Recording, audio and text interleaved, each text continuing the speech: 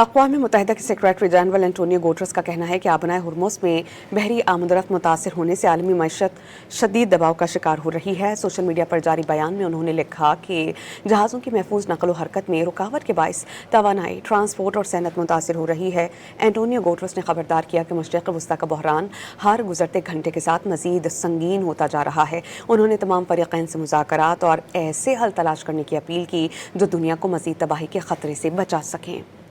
अक़वाम मुत्तहिदा के secretary general Antonio Guterres का कहना है कि आबनाए हुर्मुज़ में बहरी आमदरफ्त मुतासर होने से आलमी मईशत शदीद दबाव का शिकार हो रही है। सोशल मीडिया पर जारी बयान में उन्होंने लिखा कि जहाज़ों की महफूज नकल व हरकत में रुकावट के बाइस तवानाई, ट्रांसपोर्ट और सनत मुतासर हो रही है।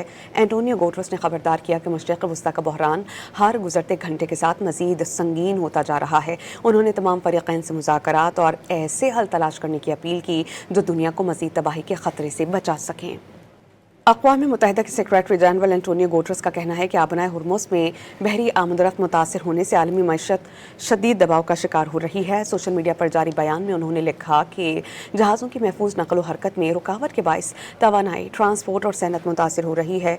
एंटोनियो गुटेरेस ने खबरदार किया कि मशरिक़ वस्ता का बहरान हर गुजरते घंटे के साथ मजीद संगीन होता जा रहा है। उन्होंने तमाम फ़रीक़ैन से मुज़ाकरात और ऐसे हल तलाश करने की अपील की जो दुनिया को मजीद तबाही के ख़तरे से बचा सकें।